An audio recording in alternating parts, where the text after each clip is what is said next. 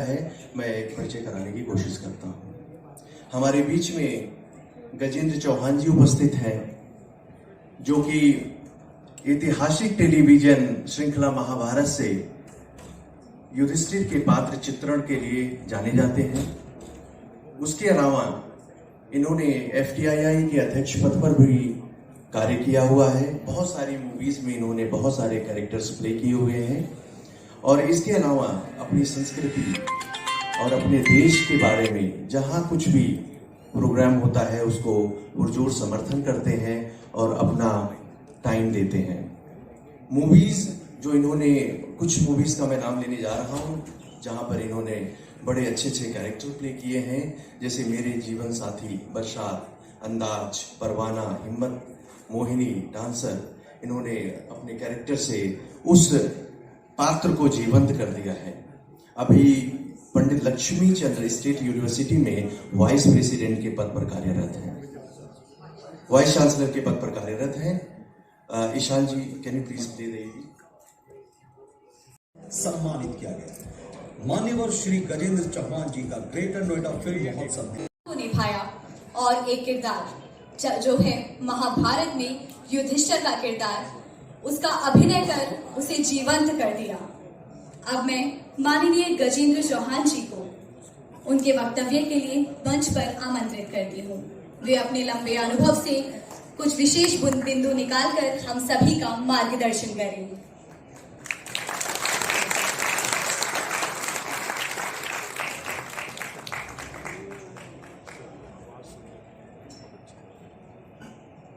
महानुभाव और इस ऑडिटोरियम में बैठे हुए सेना में आने वाले कल को जो आकार देता है वो कलाकार कहलाता है। आप सब अपना समय लेकर अपने काम छोड़कर यहाँ पधारे हैं। मैं greater Noida short film festival में आप सबका स्वागत करता हूँ और उम्मीद करता हूँ कि ये जो फिल्म फेस्टिवल है बहुत सफल हो और इसमें जिन लोगों को अवार्ड्स मिलेंगे उनके लिए बहुत बहुत शुभकामनाएं। जिनको नहीं मिलेंगे उनके लिए भी शुभकामनाएं, क्योंकि जीत से पहला स्टेप जो होता है वो हार होता है। हार के बाद तो जीत है। वो निराश ना हो और वो कार्य करते रहें, क्योंकि कला का कोई अंत नहीं है। मुझे अभी भी एक बहुत बड़े कलाकार, मैं नाम लेना चाहूँगा, अमिताभ बच्चन साहब ने एक बार कहा था कि अगले दिन जिस दिन शूटिंग होती है और मुझे नया किरदार निभाना होता है तो मुझे रात भर नींद नहीं आती।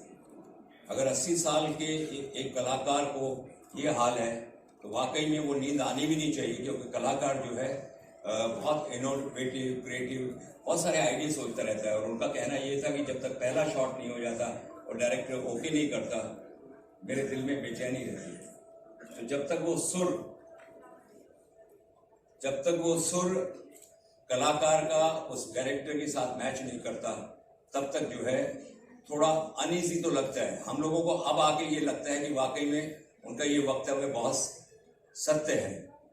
मैं आप सबका एक बार फिर धन्यवाद करना चाहता हूँ और इसके बाद मैं आप सबसे निवेदन भी करूँगा कि मेरी मास्टर क्लास है, प्लीज़ अपने अपने सवाल तैयार कर लीजिए। जितने ज़्यादा सवाल आप पूछेंगे उतने अच्छे कलाकार आप कहलाएंगे, क्योंकि जिज्ञासा जो होती है वो एक कलाकार के अंदर ही होती है। बहुत बहुत धन्यवाद, एक बार फिर शुभकामनाएं greater Noida short film festival को और मंच पर बैठे हुए सभी अतिथिगणों को धन्यवाद। भारत माता की जय। मुझे गेटअप लेने में लगते थे पूरा, और 3.5 घंटे के बाद मुझे लगता था कि श्यामा प्रसाद जी की आत्मा अंदर आ गई है, लिटरली। और वो जो डायलॉग देशभक्ति के उसमें थे उनकी तरफ से, इतना जोश आता था मुझे बोलने में, इतना मजा आता था कि ऐसा लगता था कि वाकई में हम उस युग में पहुंच गए। तो एक कलाकार को ये वरदान है, कलाकार को सबसे बड़ा वरदान है कि वो दूसरों के चेहरे पे हंसी ला देता है। कलाकार को देख, वो सलमान जा रहा है, शाहरुख जा रहा है, सी ये एक वरदान है कलाकार को, ये किसी और को नहीं मिलता। अगर जैसे मैं कैंसर पेशेंट्स को मिलने जाता हूँ तो वो उनके चेहरे पे खुशी आ जाती, कुछ पल के लिए तो चेहरे पे खुशी आ जाती है, वो अपना दर्द भूल जाता है। तो ये कलाकार को ही वरदान है। इसलिए कला के प्रति जिनको जाना है, ये एक तपस्या है, कीजिए और वो तपस्या जो है आपके काम आएगी।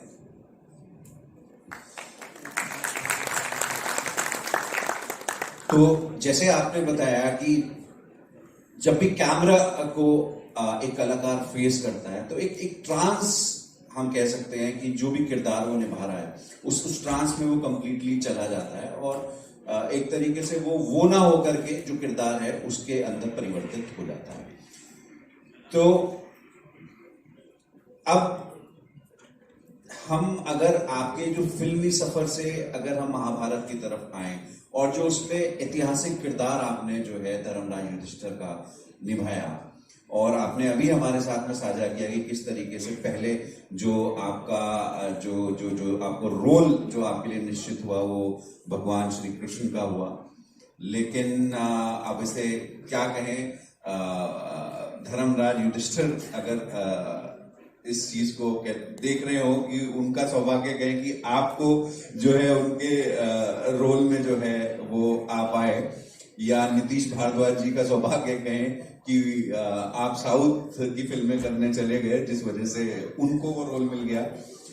तो लेकिन बहरहाल किसी भी तरीके से अब जब धर्मराज युधिष्ठिर के रूप में आपका चयन हुआ और आपने वो किरदार निभाया और आज तक भी लोग आपको उसी किरदार में जब भी वो धर्मराज युधिष्ठिर को याद करते हैं कोई और छवि उनके मन मस्तिष्क में नहीं आती सिवाय आपके। तो क्या कभी, या मैं ये कहूं कि सदैव जो धर्मराज युधिष्ठिर का एक जो व्यक्तित्व आपने उस दौर में जिया, क्या वो आज भी आपके साथ चलता है? आपके व्यक्तित्व में जो है कहीं कोई उस रोल को करने से पहले और उस रोल को करने के बाद में कुछ परिवर्तन या कुछ ऐसी चीजें जो आप हमारे साथ साझा करना चाहें?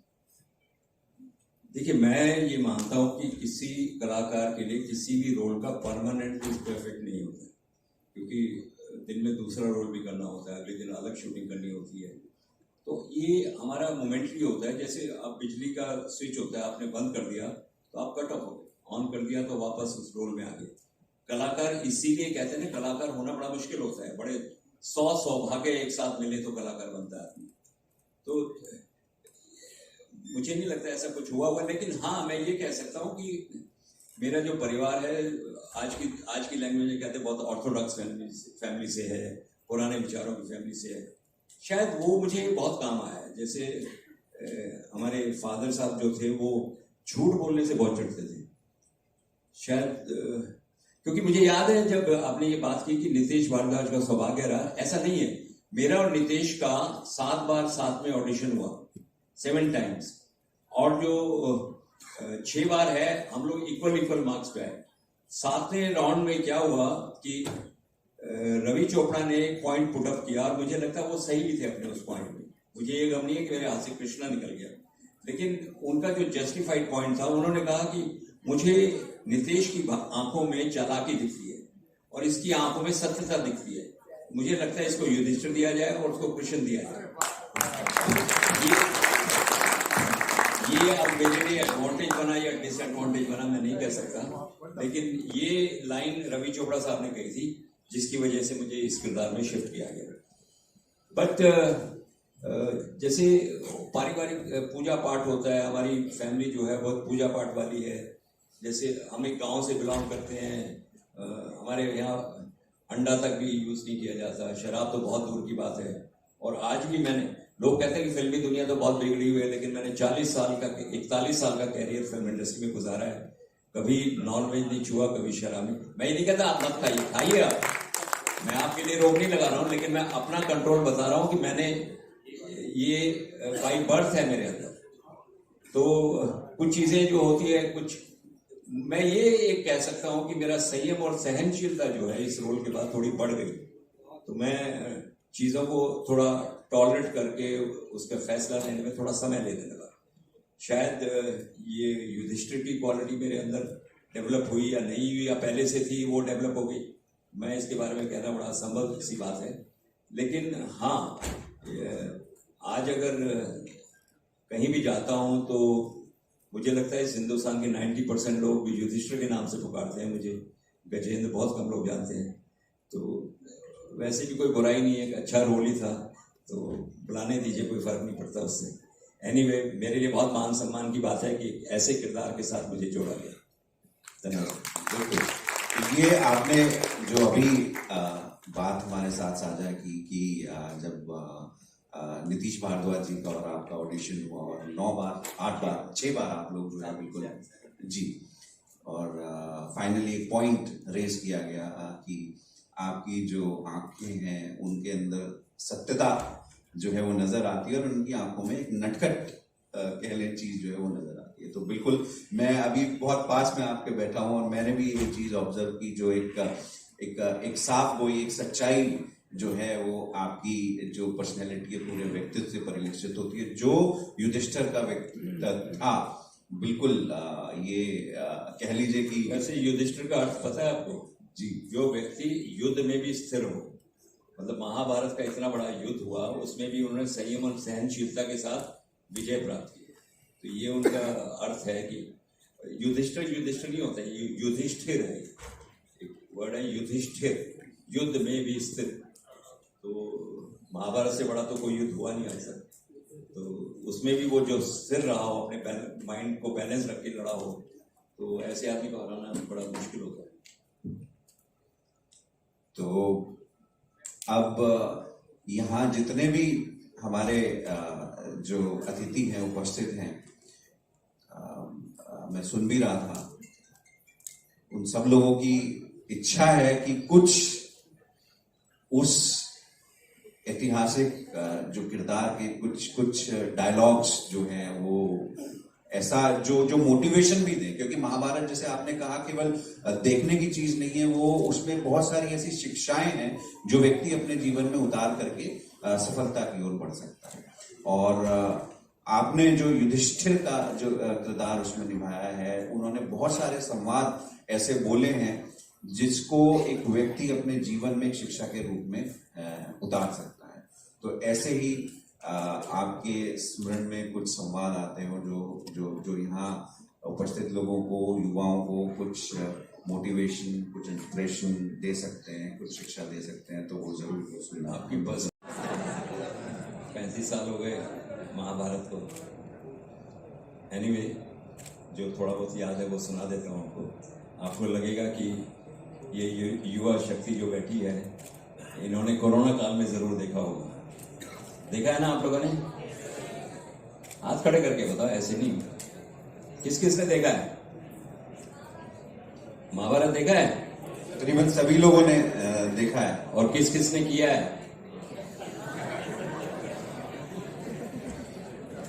घर में करते हो कि नहीं करते हो? और करते हैं। देखो उधर इधर से जवाब नहीं आया। कोई शकुनी का वंशज बैठा।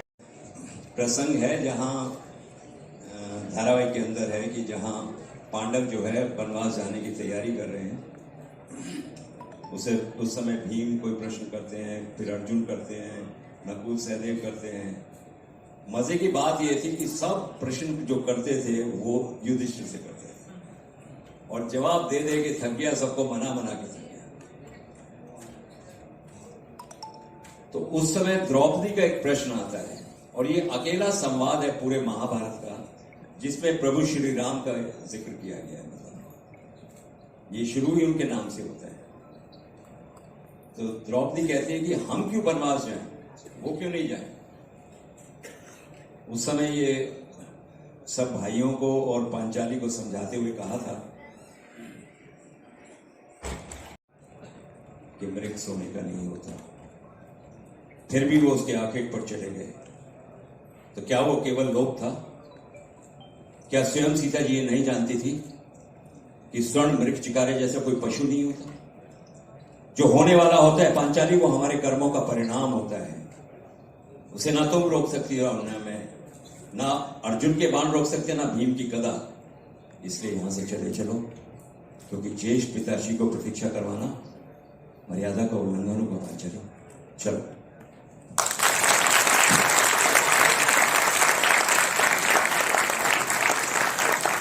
एक बहुत अच्छा खांडव प्रस जा रहे थे तो अर्जुन और युधिष्ठिर के बीच का प्रसंग है। अर्जुन कहता है कि भ्राताश्री हम क्यों खांडवप्रस्थ जाएं, दुर्योधन क्यों ना जाए? ये हमारे पिताश्री की राजधानी रह चुकी है इंद्रप्रस्थ, तो इस पर भी हमारा जन्म सिद्ध अधिकार है, हम नहीं जाएंगे।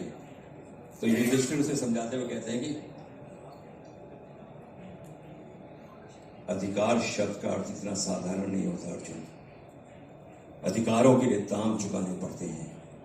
एक कर्तव्य के लिए जाने कितने कर्तव्यों का पालन करना पड़ता है, और राजा का पहला कर्तव्य यह है कि वो जन समुदाय को सुख और शांति प्रदान करे। यदि हम खांडवप्रस्थ न गए तो हस्तिनापुर के भाग्य से सुख और शांति की रेखा ही मिट जाएगी। इसलिए मैंने तो हस्तिनापुर के हित में हस्तिनापुर को छोड़ने का निर्णय ले लिया है। तो अर्जुन बोलते हैं इसका अर्थ ये हुआ भ्राताश्री कि आपके राज्य अभिषेक के पश्चात हस्तिनापुर से हमारा नाता ही टूट जाएगा। नाता क्यों टूट जाएगा अर्जुन? नाता क्यों टूट जाएगा? क्या नाड़ कट जाने के पश्चात संतान से माता का नाता टूट जाता है? नहीं अर्जुन, नहीं। कभी कभी नातों को जीवित रखने के लिए अलगाव का मार्ग भी अपनाना पड़ता है। तो अर्जुन बोलते हैं लेकिन हमने आपका विरोध तो नहीं किया भ्राताश्री। विरोध का तो प्रश्न ही नहीं उठता। मेरे भाई मेरा विरोध कर ही नहीं सकते। हमें खांडवप्रस्थ को इंद्रप्रस्थ बनाना है, और ये तभी संभव है जब हम चारों के चारों भाई एक साथ होंगे। भीम मेरा पांव है, उसके बिना तो मैं चल ही नहीं सकता। अर्जुन तुम तो मेरे दोनों हाथ हो, तुम्हारे बिना तो मैं अपने उत्तरदायित्व का बोझ उठा ही नहीं सकता। नकुल और सहदेव तो मेरी आंखें हैं, उनके बिना तो मैं देख ही नहीं सकता। हमें खांडवप्रस्थ को इंद्रप्रस्थ बनाना है, और ऐसा इंद्रप्रस्थ कि इंद्रलोक से भगवान इंद्र भी आकर हमारे यहां बस जाए। अद्भुत। आज अपने सामने और तो बातचीत का ये सिलसिला जारी रहेगा, लेकिन बहुत सारे हमारे जो युवा हैं वो आपसे बहुत उनके मन में प्रश्न हैं, सवाल हैं जो आपसे पूछना चाहते हैं। तो बीच बीच में हम लोग भी बात करते रहेंगे, लेकिन अब क्वेश्चन एंड आंसर राउंड का आरंभ हम लोग करते हैं। तो एक माइक अगर वहां चला जाए तो युद्ध में जो स्थिर चित्त का हो उसे युधिष्ठिर कहते हैं। मेरा आपसे, मैं तो छोटा था तो आपको मैं देखा युधिष्ठिर के रूप में, और बाद में मैं साहित्य का विद्यार्थी था, फिर बाद में मैं पत्रकारिता में आया, संस्कृत साहित्य का विद्यार्थी था।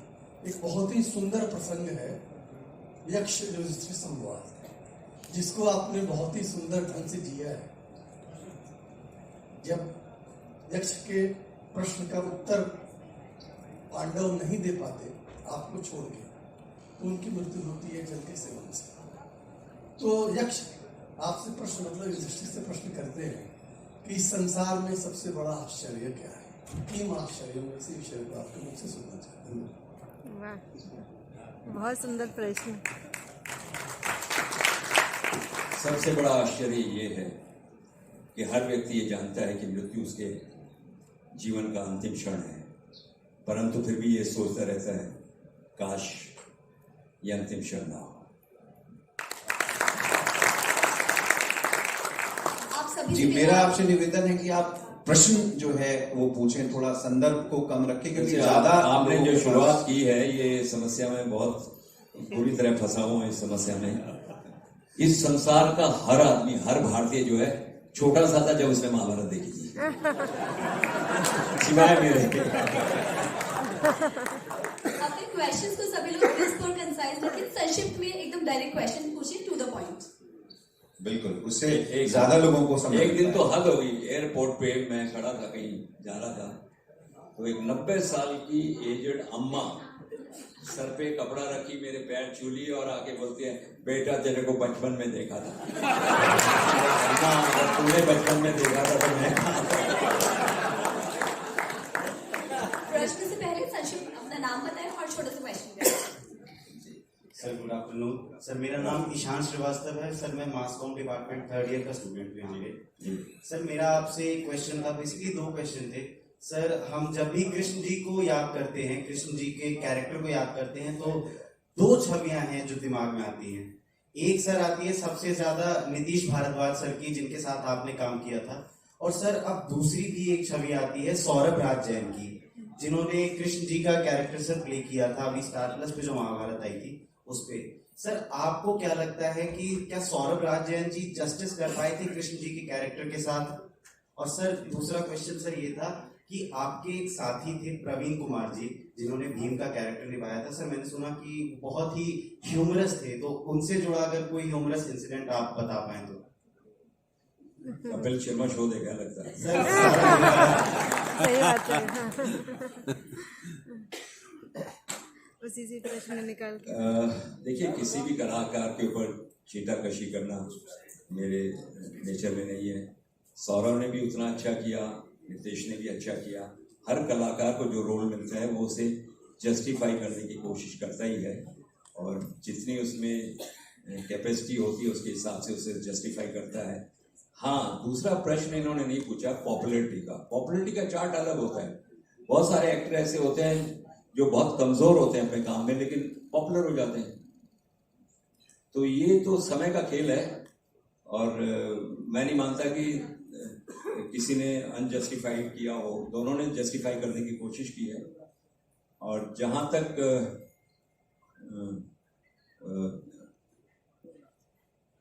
प्रवीण कुमार जी की बात की, हमारे भाई जैसे थे, और मजे की बात ये थी कि महाभारत में सबका ना एक परिवार, महाभारत परिवार बन गया था।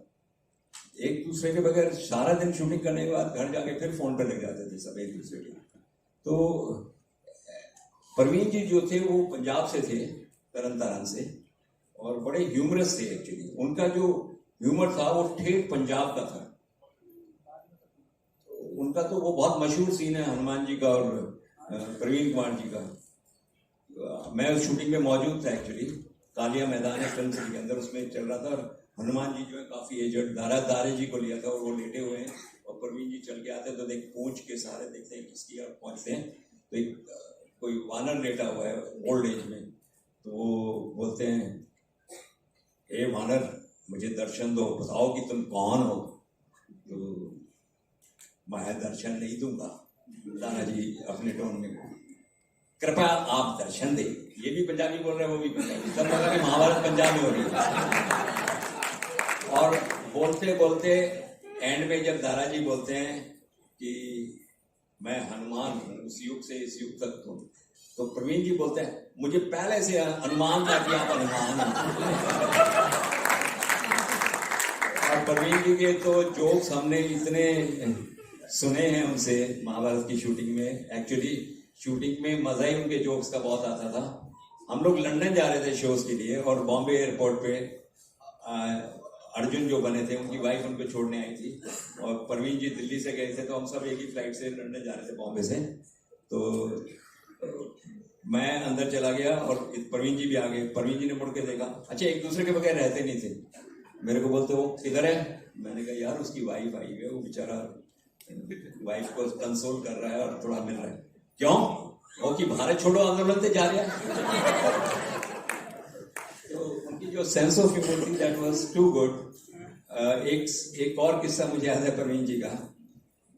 हम लोग लंदन में शो कर रहे थे वेम्बली एरिना में, और वो थोड़ा टिकाते भी थे जरा प्रवीण जी। तो शो लेट हो गया तो उन्होंने थोड़ा टिका लिया, और आए ऊपर। जब उनकी बारी आई तो मंच पे आए तो खड़े, उन्हें दुशासन दिखाई नहीं दिया, विदुर दिखाई दे गया सामने, और उन्होंने बोला जब तक तेरी छाती का लव नहीं पीऊंगा। विदुर कह रहा मैं नहीं पीऊंगा, जब तक मैं तेरी छाती का लव नहीं पीऊंगा अपने पूर्वजों को अपना मुंह नहीं दिखाऊंगा। और विदुर जो थे वो बेचारे एनएसडी के ग्रेजुएट थे, he was a very serious actor.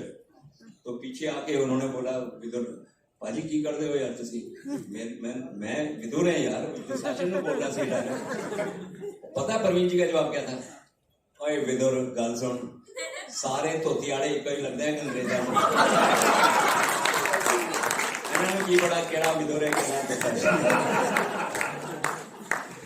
तो his sense of humor was very very good. जी नेक्स्ट क्वेश्चन। जी सर, मेरा नाम मेजर सुदर्शन। जी नमस्कार। मेरा प्रश्न है सर, महाभारत भी कभी दोबारा शायद ही बनेगा इसी। जहाँ तक मेरी आइडेंटिटी का सवाल है, मैं तो एक बहुत छोटा कलाकार हूँ। ये तो पता नहीं परमात्मा ने कुछ अपना हाथ मेरे सर पे रख दिया, जो मैं बहुत छोटे गांव से आया हूँ, बहुत छोटा कलाकार हूँ। और परमात्मा ने एक हाथ रख दिया कि जाओ ये रोल करो। और मज़े की बात यह है कि आपको मैं आपकी जानकारी के लिए बता दूं, आज तक मैंने 152 माइथोलॉजिकल और हिस्टोरिकल रोल कर चुका हूं, जिसमें टोटल करीब 1200 सीरियल से ज़्यादा कर चुका हूं।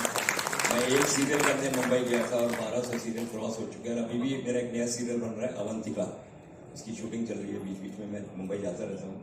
तो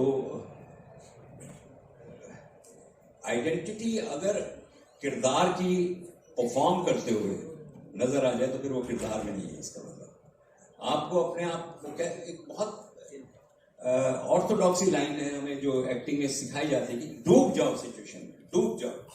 तो शुरू में जब हम लोग गए तो हमें समझ नहीं आता था, पानी तो है नहीं यार, डूब ना जाए। तो वो डूब जाओ सिचुएशन में, वो बहुत मुश्किल से समझ आती है। ट्रेनिंग के अंदर अगर ये बात समझ में आ जाए तो आप किसी भी किरदार को उतनी ही बखूबी से निभाओगे जैसे वो किरदार सच में ऐसा रहा हो। मैंने तो कोशिश ये की है कि मेरा कोई भी किरदार एक दूसरे से ना मिले। हाँ, ये हुआ है, जरूर हुआ है कि कई रोल रिपीटेड हो गए मेरी लाइफ में। जैसे दक्ष कई बार कर चुका हूँ, दशरथ कर चुका हूँ, भगवान शिव कर चुका हूँ, विष्णु जी कर चुका हूँ, फिर ब्रह्मा जी कर चुका हूँ, जिसका शॉट आपने देखा था, त्रिदेव करके एक सीरियल आया था सी पे। और भगवान दत्तात्रेय आज तक किसी ने नहीं किया। मैंने पद्मालय जो ये स्टूडियो है हैदराबाद में, उनके लिए भगवान दत्तात्रेय का रोल किया था। तो मैं कहा ना कि श्रवण कुमार का रोल किया था और वो मेरी डेस्टिनी बन गया। उसके बाद माइथोलॉजी माइथोलॉजी माइथोलॉजी माइथोलॉजी जो है थोड़ा सा फिजिकल भी होता है। आपको पूरा दिन जो है वो गेटअप में अपने आप को संभालना पड़ता है और आप आराम नहीं कर सकते। आपको एक छोटा सा किस्सा महाभारत का शेयर करूंगा कि जहां आप भीष्म पितामह को बाणों की शैया पे देखते हैं, एक दिन डायरेक्टर ने ये कहा कि ये सीन मुझे आज खत्म करना है और ये सीन में मुकेश खन्ना उठ के नहीं जा सकते क्योंकि वो चारों तरफ से ऊपर नीचे नट बोल्ट से वो तीर पिरोए हुए थे और वो बाणों की शैया बनी हुई थी। आप बिलीव करें, आज सुबह 7 बजे शूटिंग खत्म हुई, पूरा दिन, पूरी रात, पूरा दिन, और शाम को 8 बजे पैकअप हुआ। तब तक मुकेश खन्ना साहब ने ना पानी पिया, ना वॉशरूम तो जा ही नहीं, उठ ही नहीं सकते थे। तो for 38 hours we were on the set with on our toes. तो ये डेडिकेशन अगर आप में है, सिनेमा जो है it's not a profession, it's a passion. आप सिनेमा को अगर पैशन की तरह जी सकते हो तो सिनेमा में जाने के अधिकारी हो। अगर आप सिर्फ स्टार बनना चाहते हैं, स्टार तो आप कहीं भी बन जाओ, आपकी फिल्म पॉपुलर हो। यूट्यूबर आजकल कितने बड़े स्टार बने हुए हैं। आप लोगों के दिलों को छूना चाहते हो तो आपको उस रोल में घुसना होगा। वो रोल जो है आप उसकी, आपकी आवाज की टोनिंग उस तरह होनी चाहिए, आपका लुक, आपका वॉक, आपका पूरा बॉडी लैंग्वेज उसमें अगर चेंज नहीं आएगा तो फिर वो रोल उस तरह दिखाई देगा।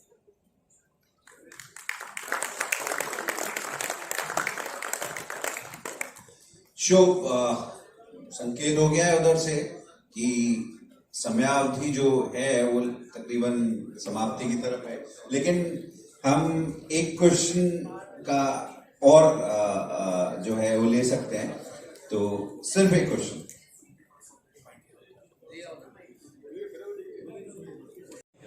जी चलिए, जी प्लीज, फटाफट करेंगे तो 2 क्वेश्चन भी हो सकते हैं। जी My name is Rajkumar Sharma. आपको माइक चाहिए? Hello, hello. ओके जी, ऐसे, हाँ ऐसे जी। My name is Rajkumar Sharma. Ji Rajkumar ji. Professionally, I'm a financial advisor. Of late, I got into modeling and now I've been selected for a movie. Movie पर धाई के ऊपर में आ रही है वीरांगना मां गुजर, डायरेक्टेड बाय अरुण नागल। तो मैं ये मेरा since this topic is on film making, तो एक मैं थोड़ा सा डिफिकल्टी फेस कर रहा हूँ। ये जो डायलॉग्स आपके मैंने सुने थे, लंबे लंबे डायलॉग्स आपको अभी तक याद है। मुझे वो शूटिंग में डायलॉग्स दिए जाते हैं लंबे लंबे, मेरे से वो याद नहीं होते हैं। इसके लिए कोई आपके सजेशन हो how to memorise those dialogues? आगे तो मोबाइल नंबर याद नहीं आते हैं, लंबे लंबे डायलॉग कैसे आ जाएंगे, कैसे करेंगे? मुझे याद रहते हैं। ऐसा है, देखिए मैं आपको इसको टेक्निक बताऊं कैसे याद कर सकता हूं। बिल्कुल, आपको जब स्क्रिप्ट मिले एक बार नहीं, पढ़ते रहिए उसको। जितनी ज्यादा बार पढ़ेंगे और फिर आपकी अगर मातृभाषा हिंदी है तो बहुत आसानी होगी आपको उनको डिलीवर करने में। हर डायरेक्टर राइटर ये चाहता है कि कंटेंट ना बदले, वर्ड बेशक इधर उधर हो जाए। मैं अमिताभ बच्चन साहब की बात बताता हूँ, आज भी हर शॉट को मिनिमम 50 बार रिहर्सल करता है। 80 साल की उम्र में खड़े होके बॉडी लैंग्वेज ये वो पूरा, ये हाथ यहाँ जाना चाहिए पूछेगा डायरेक्टर, या यहाँ अच्छा लग रहा है, कम से कम 50 रिहर्सल तो मिनिमम करता है हर शॉट के, तब परफेक्शन है। तो जितना आप पढ़ेंगे, बल्कि मैं जो डायरेक्टर बनना चाहते हैं उनके लिए भी ये गुर है कि आप स्क्रिप्ट को पढ़िए, स्क्रिप्ट बताएगी कि ये शॉट कहाँ कटना चाहिए। It becomes your second nature. देखिए आप खाना खा रहे हैं ना, लाइट चली जाए लेकिन खाना तो मुंह में ही जाएगा ना, तो make it a second nature, dialogue याद करना। जितना ज्यादा पढ़ेंगे उतना आपको फायदा होगा। Practice makes a man perfect. आप उनको दीजिए पीछे एक बार माइक, वो बहुत देर से अपना हैंड रेज कर रही है, प्लीज।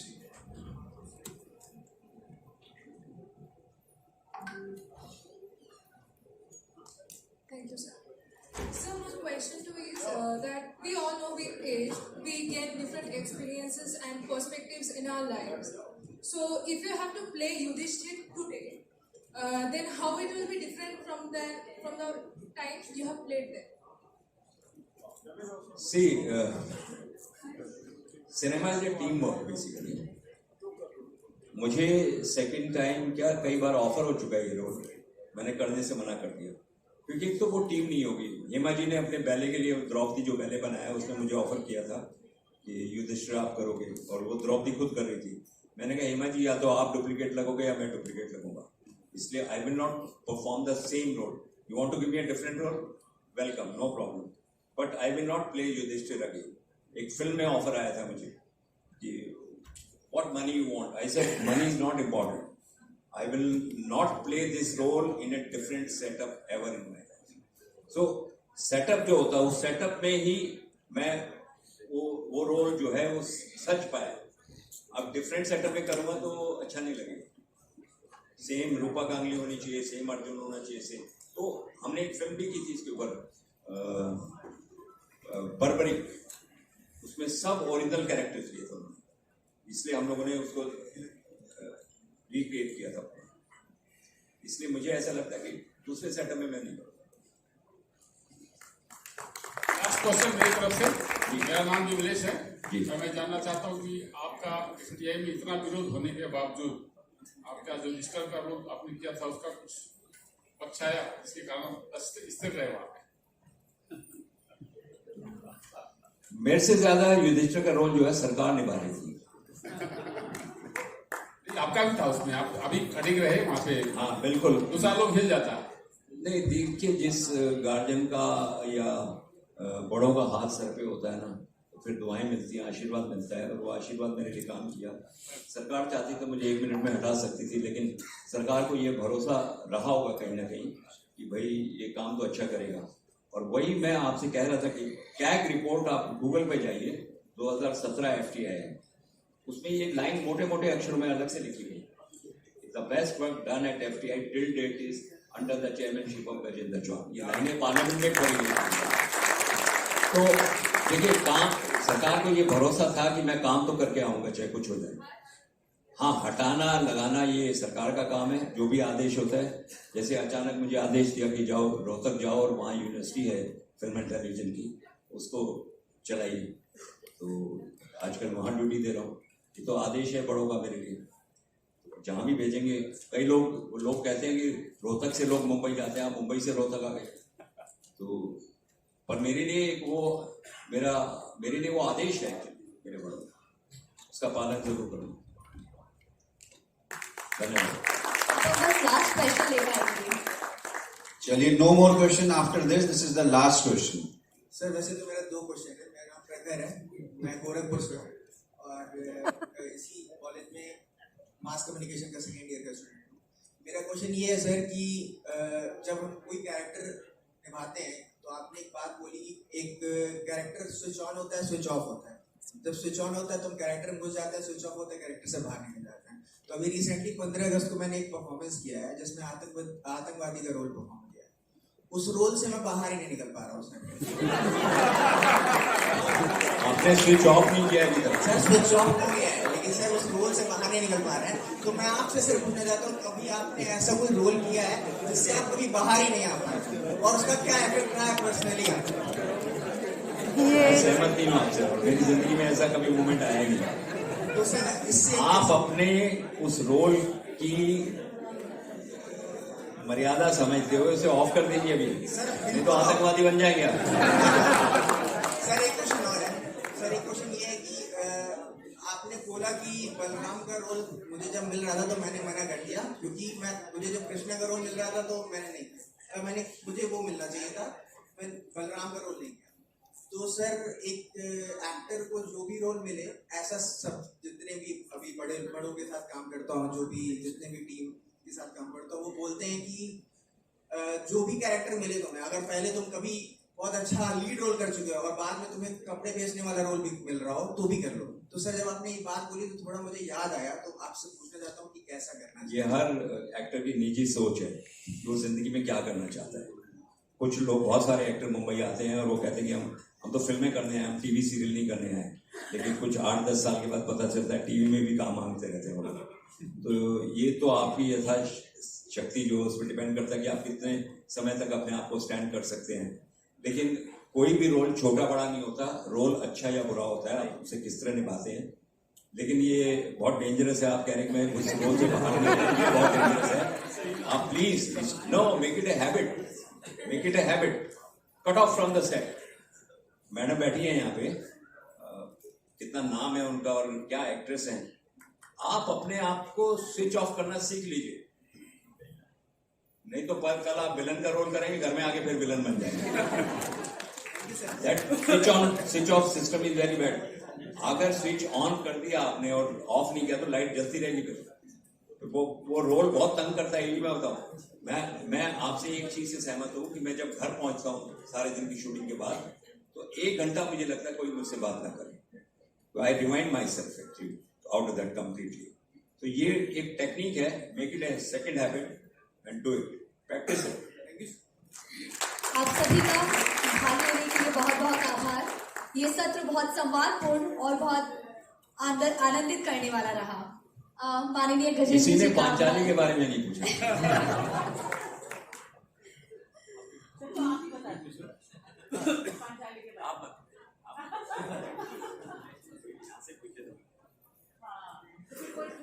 अभी तक आप सब लोग प्रश्न पूछ रहे थे, मैं प्रश्न पूछ रहा था, लेकिन कई बार ऐसा होता है कि जो शख्सियत, जो व्यक्तित्व हमारे बीच में होती है, उसके मन में भी कुछ ऐसा रहता है जो स्वयं से शेयर करना चाहता है। तो बिल्कुल डेफिनेटली आपने ऐसा ही एक अभी जो है यहाँ निवेदन रखा है मंच के सामने कि पांचाली का जो व्यक्तित्व है, चरित्र है महाभारत में, उसके बारे में आप कुछ कहना चाहते हो तो बिल्कुल आपका स्वागत है। एक्चुअली ऐसा कुछ नहीं है। कलकत्ता के एक प्रोग्राम में सॉल्ट लेक स्टेडियम में किसी ने मुझसे पूछा, अरे युधिष्ठिर पांचाली किधर है? तो मैंने बोला, भैया रक्षाबंधन आ रहा है, तुम्हारी बहन तुम्हारे घर गई है। तो यही समझता। तो दूसरा जो है ये है कि मैं इस युवा शक्ति को देश के काम आते हुए देखना चाहता हूं। मैं चाहता हूं कि आपके अंदर राष्ट्र जन्म, और आज तो आप उस युग में जन्म लिया है जहां सारी सुविधाएं आपके सामने। मोदी जी गुजरात के गांव से उठ के चंद्रयान 3 तक पहुंच गए, अभी सूरज पे जाने की तैयारी कर रहे हैं। ऑलवेज जिंदगी में 1 स्टेप अहेड चलिए, आगे चलते जाइए। और ये युवा शक्ति जो है मेरे साथ ये प्रण ले कि जिंदगी में सब कुछ करेंगे लेकिन राष्ट्र के प्रति अपने वफादार और ईमानदार रहेंगे।